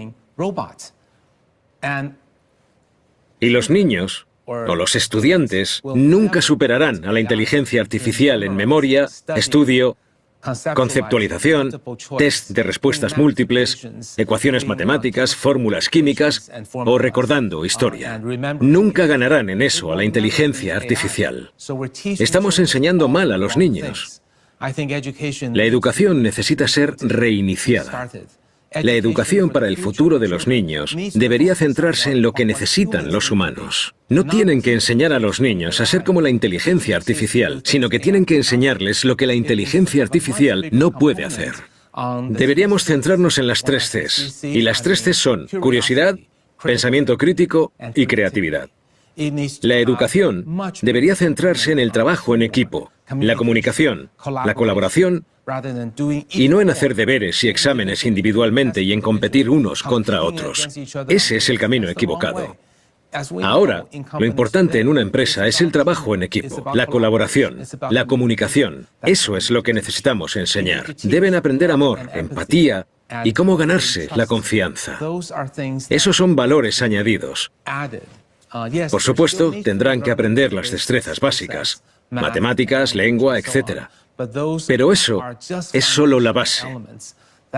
Sirven como base, no como pilar central.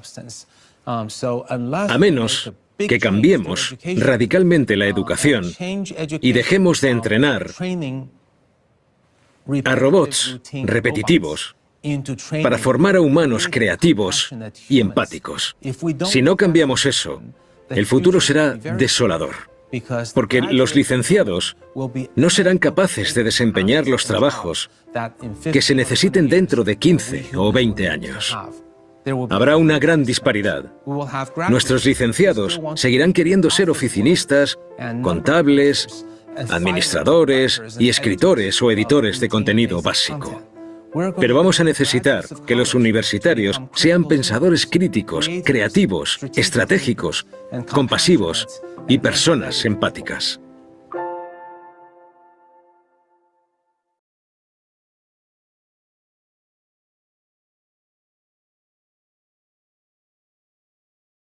Ay, perdón, yo estaba hablando.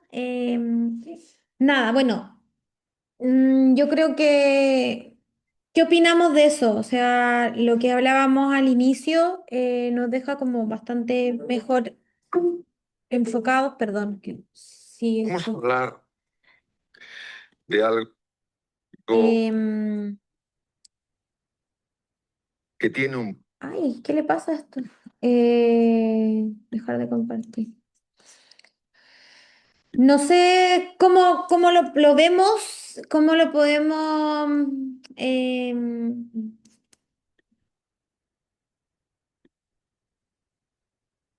interpretar, si nos hace sentido o no. Bueno, era lo que estábamos hablando al inicio.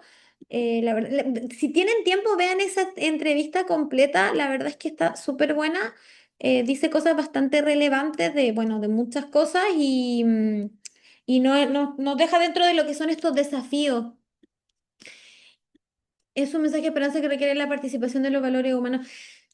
Yo creo que va por ahí el tema de la creatividad, bueno, de la curiosidad que se les ha perdido un montón a los niños. No sé si les pasa, pero hoy en día cuando le queremos mostrar algo nuevo a un niño, los niños quedan como, "Ah", y uno está ahí como súper emocionado porque claro, quizás, no sé, por ejemplo, a mi edad yo jamás había visto algo tan tecnológico y si yo le muestro a un chiquitito de 5 años una, no sé, una impresora 3D y le digo, mira, esto lo imprimí ahí, al niño eso es como que le da igual, pero claro, yo todavía me sorprendo con esas cosas. Entonces, como que se ha perdido un montón eso y es súper difícil traspasarlo al aula con personas más grandes. Le pasa mucho también a la gente con la que, no sé, por ejemplo, estamos interaccionando y uno hace preguntas, yo de repente digo, ¿me estarán realmente poniendo atención o no? ¿O será tan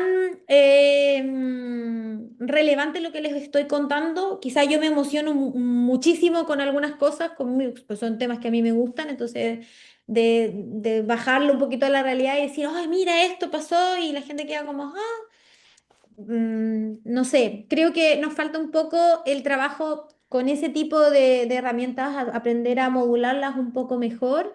Em, Muchas gracias, Marcelo. Sí, el video está súper bueno. Bueno, el país en general hace entrevistas bastante buenas, sobre todo en el área de la educación. Son cosas súper contextualizadas. Por ejemplo, siempre hacen entrevistas con Mario Puig, que a mí me gusta mucho, un psiquiatra, pero que también se dedica mucho al tema de la educación. Entonces, trata como temas bastante al paralelismo. Vean ese tipo de cosas, nos ayuda un poco a aprender y también a desaprender lo que hemos ido haciendo, las prácticas que hemos ido desarrollando. No son cosas divulgativas, sino que es gente que está dentro de lo que es el mundo de la investigación y que también trata de hacer un poquito de traspaso de lo que se ha ido aprendiendo, y se ha ido, bueno, identificando como nuevos hallazgos con el paso del tiempo. El tema de la tecnología es bastante importante, ahí el posicionamiento que tiene la universidad es el que tenemos que replantear y el que tenemos que identificar hacia dónde se mueve. Entonces, bueno, desde ese enfoque nos vamos a ir pasamos por todo este tipo de modelos, ¿por qué es tan importante poder identificar cuáles son los tipos de líderes que vamos a tener? Principalmente, bueno, en el tema de la digitalización y la automatización, se han acelerado procesos, entonces se ha demostrado también la necesidad urgente de adoptar la tecnología para poder mejorar la gestión académica y obviamente desde ahí la calidad educativa. Existen muchos beneficios dentro de lo que son las nuevas tecnologías y cómo las vamos a gestionar. Está todo el tema de la automatización, la eficiencia. Hay un montón de iniciativas que han ido también optimizando procesos de automatización. Por ejemplo, el tema de la mejora de la gestión se ha trabajado bastante con ese tipo de herramientas y que son iniciativas que se han ido aplicando a otras instancias, pero no, en el fondo lo que se nos pide mucho es que estas personas que están dentro de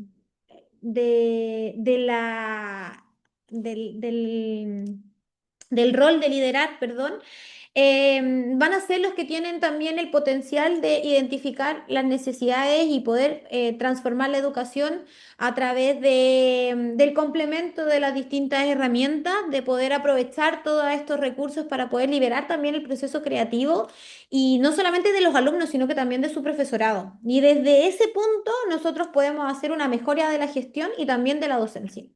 Entonces, nada, nos saltamos a lo que sería el modelo estadounidense. ¿Por qué? Porque este modelo ha sido reconocido por tener muy buenas prácticas dentro de lo que es la universidad como tal. Es un sistema de educación que está inmerso dentro de un modelo educativo bastante diverso, tal como su sociedad, pero que viene a compartir bastantes características muy importantes dentro de lo que es un buen modelo de gestión, ¿vale? Ahí vemos lo que es la autonomía, la descentralización, la flexibilidad, que son elementos que han permitido que el modelo estadounidense se destaque dentro de los rankings internacionales y además sean la base de lo que se conoce como el gobierno compartido. Es un modelo organizativo que hace una definición bastante y como específica sobre la gestión de las universidades. Piensen que Estados Unidos tiene más de 4.500 instituciones de educación superior que contempla múltiples enfoques desde lo que es la investigación intensiva hasta la educación técnica. Entonces, es una universidad que por muchos años ha integrado este modelo de triple emisión. Vienen a combinar todas estas fuerzas de enseñanza, investigación y también del impacto social y económico y se han alineado un montón con el concepto de universidad de tercera generación. Entonces, son sistemas independientes de evaluación, tanto en universidades públicas como privadas, y se han ido sometiendo a través del tiempo a procesos de acreditación que han garantizado que también sus niveles bueno, sus estándares de calidad sean bastante buenos. Me voy a detener un poquito porque veo que están escribiendo cosas y eso me interesa mucho. Em, una buena reflexión, súper buena, pero en lo que la mayoría de los seres humanos dedicados a la educación han querido que la educación se atreva desde hace más de 1000 años. Desde mis encuentros con los estudiantes les doy un gran valor al discurso enfocado en la ética, los valores, la empatía, el amor, la compasión. El video es súper bueno, de acuerdo con casi todo. Yo no quitaría completamente lo que puede hacer la IA, ya que aún no es 100% confiable en sus resultados, no en sus búsquedas ni en sus cálculos. Por otro lado, la de los niños que se ven apáticos es más basado en la gratificación instantánea que adormece la capacidad de sorpresa. Sí, es muy triste eso. Las universidades siempre han tenido el objetivo más que transmitir información, generar conocimiento, de hacer investigación, de transformar. Entonces, un error teórico conceptual decir que la universidad de tercera generación, que en el fondo no se explica bien a qué se refiere, son ahora la panacea de la revolución del siglo XXI. Como si las universidades no llevaran décadas trabajando en mejorar la forma de enseñar sobre todos los campos del conocimiento y haciéndose expertas en formar y educar cada vez mejores profesionales. Quiero dejar la reflexión de que las universidades reconocidas en los mejores rankings del mundo son aquellas que llevan desde el siglo XX, incluso desde el siglo XIX y aún más antes, haciéndose expertas en enseñar, y es posible que estas universidades, aunque le den cabida a los nuevos desarrollos tecnológicos, también mantienen su modelo de educación tradicional. No sé a qué te refieres cuando dices que no se explica bien. Que es un error teórico conceptual. Yo trabajo bajo teorías, no las creo yo. Ojalá pudiese tener la capacidad de teorizar algo, un nuevo concepto. Una teoría, puede leer a Wiseman, que él es el que lo plantea de una forma mucho más específica, y bueno, ahí muestra el modelo de teorización, y como les dije, desde el 2009 no es algo nuevo, tampoco es una panacea, es algo que se ha ido integrando y que se ha ido también modulando en las últimas décadas, porque es lo que hace referencia.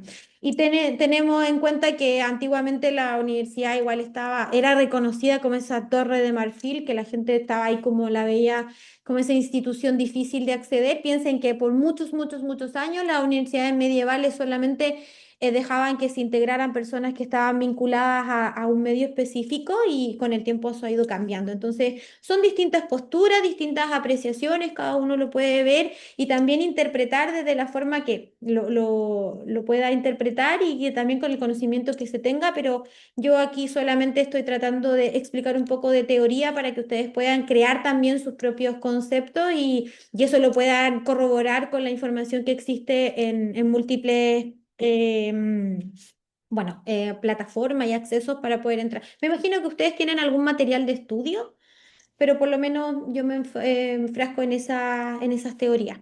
Y desde ahí, bueno, hablamos sobre el modelo de la universidad estadounidense, que como dice su compañero, son universidades que están destacadas dentro de los rankings, cumplen con modelos que en el fondo vienen a ayudarnos a interpretar un poquito cómo se equilibran los distintos roles, cómo también se garantiza la toma de decisiones estratégicas, y cómo también se protege bastante el tema de la calidad académica. Han pasado muchas cosas los últimos años, por lo menos los últimos 2 años. La universidad estadounidense ha tenido ahí como sus pequeñas turbulencias. No sé si han visto noticias, si se han documentado un poco con eso, pero sin embargo su prestigio sigue siendo de bastante calidad. Lo mismo con las universidades inglesas, bueno, de Reino Unido en general, que se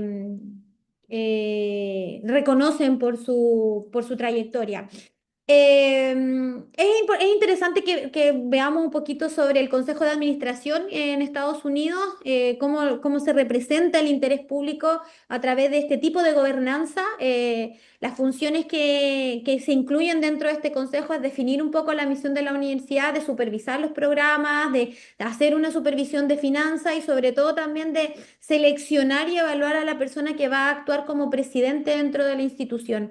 Este consejo de administración, que se llama diferente a como nosotros lo podemos conocer dentro de nuestros contextos, es un órgano estratégico que viene a garantizar un montón cómo la universidad en el fondo direcciona y también se mantiene dentro de un estado de sostenibilidad dentro de la institución como tal. Entonces, por una parte tenemos a un presidente que desempeña un rol ejecutivo mucho más amplio que el de un rector, dentro de los contextos latinoamericanos o europeos, y que no solamente lidera la institución, sino que también tiene la responsabilidad de captar fondos públicos y privados que hacen estas negociaciones con stakeholders, y adapta también la universidad a los cambios del entorno. Entonces, esta capacidad de gestión y visión estratégica es súper importante para que exista un real éxito dentro de la universidad como tal. Entonces, actúa también desde otra parte la facultad académica, que aunque no toma decisiones ejecutivas, sí sí tiene un papel bastante consultivo y que es bastante importante y su participación se centra principalmente en aspectos curriculares, de requisitos para los títulos, el tema de la evaluación de los programas académicos.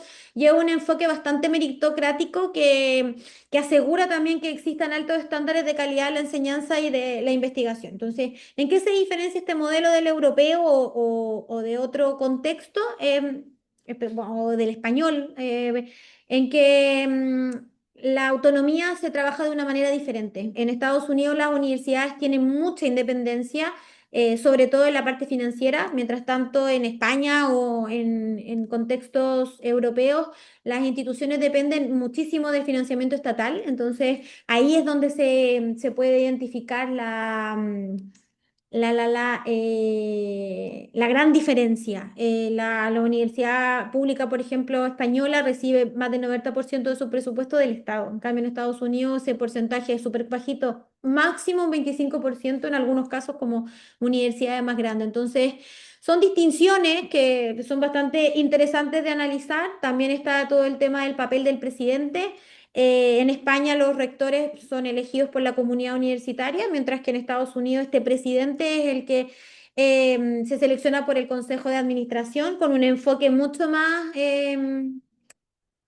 enfocado en el liderazgo ejecutivo y en la adaptabilidad estratégica, y es una diferencia que en el fondo subraya también la orientación hacia estos resultados del modelo estadounidense y que claramente está mucho más enfocado en las líneas empresariales. Pero no nos vamos a profundizar tanto en eso porque son temas bastante controversiales, pero que en general es para que ustedes puedan abrir un poquito y ampliar un poquito la mirada de que este éxito del sistema estadounidense radica principalmente en el proceso de adaptación que han ido haciendo de la evolución de la universidad como tal, en su enfoque en los resultados y en la estructura bastante ágil que tienen. Entonces, existen quizás un montón de retos, obviamente, por ejemplo, el tema de la dependencia de la filantropía es uno de los temas que más se ha cuestionado, por eso les decía si habían visto algunas noticias en los últimos años que se han hecho bastante conocidas porque hay personajes famosos que están ahí han sido cuestionados o que han puesto ahí como condicionamientos para poder seguir aportando o no. También el tema de la captación de fondos, que puede ser bastante difícil de replicar en otros contextos, como, no sé, por ejemplo, el español, donde no existe ese tipo de donaciones privadas que puedan sostener una institución tan grande. Entonces, a pesar de que existen esas diferencias, la idea es que ustedes también puedan enfocarse en aprender de este énfasis en la colaboración entre actores que rige el modelo estadounidense, sobre todo en esta rendición de cuentas y transparencia que viene a buscar también la excelencia como uno de sus ejes principales. Entonces aquí vamos a destacar la capacidad para poder innovar y experimentar con distintos modelos de gestión y tomamos este como ejemplo porque claramente que de manera tradicional sus universidades siempre se han reconocido por la calidad que tienen. Entonces, desde aquí, bueno, podemos hacernos algunas preguntas sobre cómo podemos nosotros adoptar dentro de nuestras instituciones estos modelos. Aquí la idea no es copiar el modelo americano porque quizá va a ser muy difícil de hacerlo, pero sí quizá adaptarlo. Ahí hay algunos autores como Ortega y Gasset que dicen que se tienen que buscar un poquito información, pero no como modelo a seguir, sino que la idea es que se pueda tomar lo mejor de estas prácticas y moldearlas según las propias realidades y necesidades. Entonces, el desafío como líderes académicos es poder impulsar un poco una gobernanza que combine la autonomía con responsabilidad, con innovación y desde el enfoque de la sostenibilidad que siempre ha estado también al servicio de la calidad educativa y el impacto social. Entonces, la invitación aquí, chicos, y ojalá que en la próxima clase podamos hacerlo, es reflexionar un poco sobre cómo podemos nosotros aplicar este tipo de lecciones a nuestras universidades, cuáles son los elementos que podríamos considerar dentro de este modelo como inspiración y cómo también se pueden fortalecer nuestras propias estructuras de gobernanza para poder adaptarnos a todos estos retos del siglo XXI y cómo lo han hecho ellos. Entonces, va por ahí, enfocarnos un poquito en eso. También hay otras universidades que se han reconocido por hacer buenas adaptaciones a lo que son los entornos más cambiantes a través de distintas innovaciones, principalmente la tecnológica, el tema de la competencia de nuevos actores en la educación superior y cómo también esta presión dentro de los rankings internacionales ha ido influenciando no solamente en estos aspectos de gobernanza, sino que también ha ayudado a que se asegure que la institución cumpla con todos sus objetivos de enseñanza, de vinculación social, que es súper importante, y de investigación. Países, por ejemplo, como Dinamarca, Finlandia, Japón, han ido implementando distintas reformas que han ido otorgando también mayor autonomía a las universidades y han hecho que exista una promoción de la decisión estratégica. Entonces, se ha enfocado desde ahí, se ha integrado el modelo del NPR, el tema de la rendición de cuentas es bastante importante, se han hecho, no sé, juntas directivas para poder integrar miembros externos que puedan hacer una certificación, una visualización de cómo se ve la universidad desde afuera. El tema de la selección de líderes universitarios también se ha ido modificando. Hoy en día se basa en criterios un poquito más profesionales, se ha profesionalizado un montón, lo que implica ser una persona que lidera o dirige. También hay mayor flexibilidad en todo lo que es la flexión de recursos humanos y cómo las universidades en general no solamente cuentan con buenos recursos financieros, sino que también con buenas estructuras de gobernanza que hacen que esos recursos financieros sean mucho más sostenibles en el tiempo y que los enfrasque en todos estos parámetros de autonomía. Entonces, ¿cómo podemos identificar esas prácticas? Por ejemplo, la innovación tecnológica a través de distintos cursos, cursos masivos, estos MOOCs, no sé si los conocen. Em, el tema de la competencia de la universidad privada y corporativa, ahí entra también una práctica bastante novedosa y que nos puede sacar también muy buenas enseñanzas. Es súper importante reflexionar un poco y direccionar cómo la universidad privada se mueve en escenarios diferentes a la pública. Y el tema de los rankings internacionales, que al final igual termina siendo una presión por la rendición de cuentas, pero también por mejor desempeño. Las universidades españolas, por ejemplo, se enfrentan a problemas como la gobernanza ineficiente, todavía que existe muchísima burocracia en todo lo que implica la organización. Por ejemplo, yo ando pidiendo un certificado hace 3 semanas y hoy día me dijeron que bajara una plantilla y que lo copiara. Y yo como, ok, me lo hubiesen dicho hace 3 semanas. Entonces, todavía existe mucha burocracia. También existe bastante falta de autonomía para innovar y obviamente que ellos todavía se centran en temas de resultados académicos y científicos, pero son poco competitivos a niveles internacionales o por lo menos con otros niveles, con otros países europeos. Para que España, por ejemplo, pudiese modernizar sus sistemas universitarios, bueno, se recomienda un montón que adopte modelos de gobernanza más flexibles, que se fomente todo este equilibrio entre rendición de cuentas y autonomía, que eso es lo que más se nota la carencia y que también exista esta visión que quizás tiene la universidad estadounidense sobre largo plazo, como que todo vaya a un impacto social, pero de una forma un poco más sostenible. Entonces, todas estas reformas podrían permitir que las universidades fueran motores de innovación y también que contribuyan de manera mucho más creciente al desarrollo económico, ¿ya? Em, bueno, cuando hablamos sobre la Universidad Latinoamericana, hay bastantes retos. La rendición de cuentas, si bien existe en Latinoamérica, a menudo está bastante más enfocada en cumplir con trámites burocráticos que en evaluar o mejorar la calidad. Em, bueno, no sé si les interesó, pero yo tengo un artículo que es sobre eso, como quién evalúa las agencias de acreditación. ¿Quién acredita que esas agencias tienen estas facultades acreditadoras? Es como un loop que no sabemos hacia dónde va, porque sabemos que existen, sabemos que tienen una posición, sabemos que son súper importantes, pero ¿quién las evalúa? ¿Quién evalúa esos indicadores? ¿Se mueven por políticas públicas? Entonces puede generar un poquito de desgaste o desviar un poco la atención sobre cómo se está evaluando realmente la calidad dentro de estas instituciones.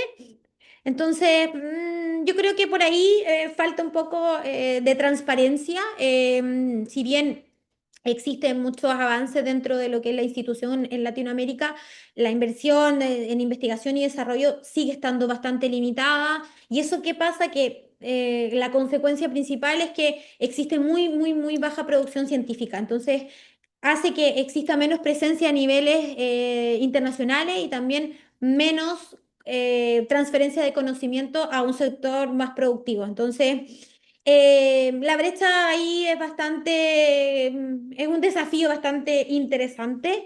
Em, y bueno, el tema de los modelos o cómo se establece este marco regulatorio dentro de lo que es el control en Latinoamérica también deja dudas porque si bien fomenta la autonomía y se apoya con quizá incentivos financieros, eh, es más desde el control que desde las medidas facilitadoras. Entonces eso puede de entenderse o subentenderse que también hacemos un montón de interpretaciones y eso cuidado chicos porque estas cosas no son tan interpretativas sino que son efectos sociales de lo que puede establecer un tipo de acción dentro de un entorno, dentro de un sistema.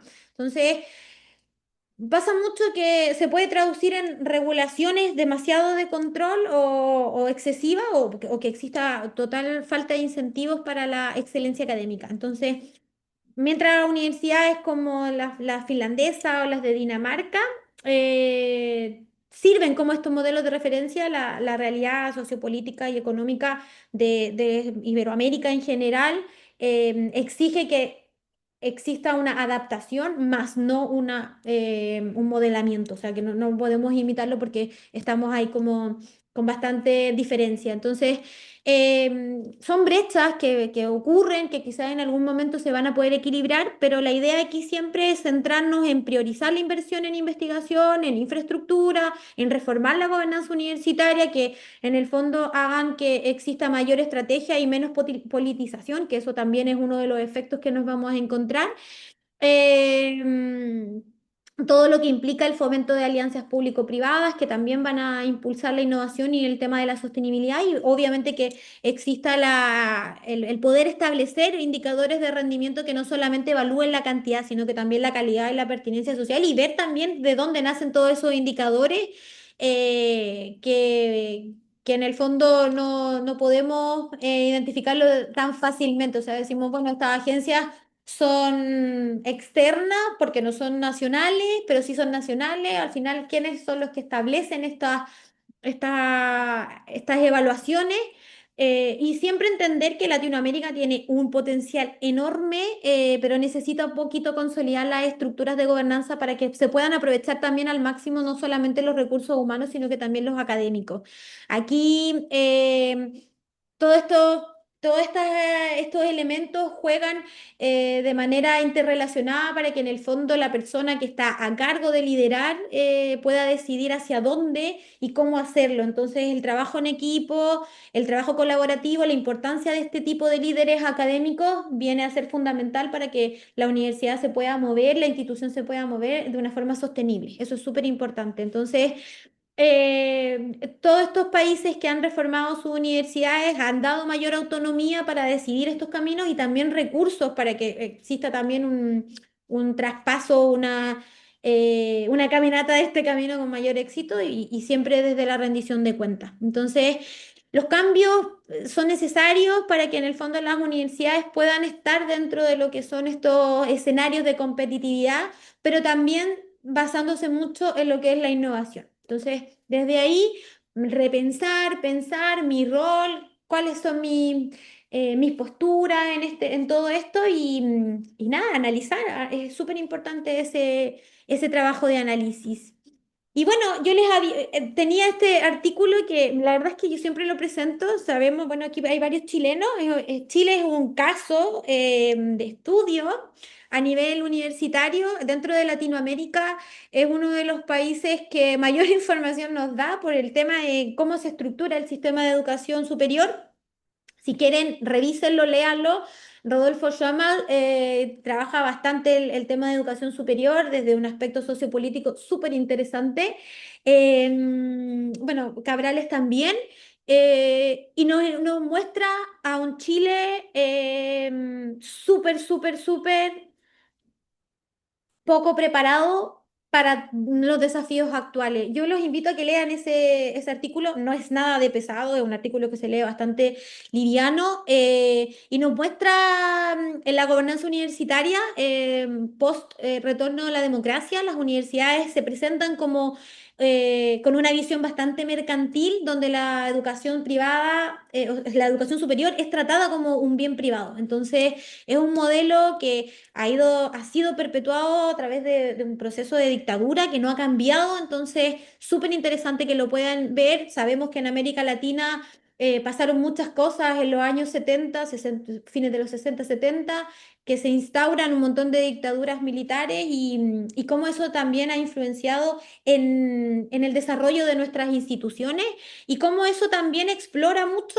el concepto de gobernanza universitaria, cómo se toman las decisiones dentro de estas universidades y cómo también se analiza el desplazamiento de poder desde el Estado y la comunidad académica hacia el mercado. O sea, cómo cambiamos nuestra visión y cómo también ha resultado en una de las mayores privatizaciones de la educación, con una participación casi nula del Estado y una dependencia del privado eh, aterradora, por decirlo así. Yo los invito a que lo lean, que lo puedan analizar y bueno, les voy a compartir, yo ahora me tengo que salir de la clase, no tengo tiempo para entregar links, pero les voy a compartir el material, se los voy a entregar a Mar, que es la encargada de, bueno, de organizar mis clases y les voy a compartir este artículo y el otro.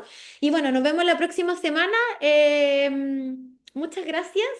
Eh, Nada, un gusto, un agrado. A mí me encanta esta materia, este campo, así que lo disfruto un montón, me gusta muchísimo y espero que hayan aprendido cositas. Así que nada, voy a poner la cámara en pausa y voy a seguir aquí. Y eso, un abrazo, nos vemos la próxima semana. Luego, gracias, gracias.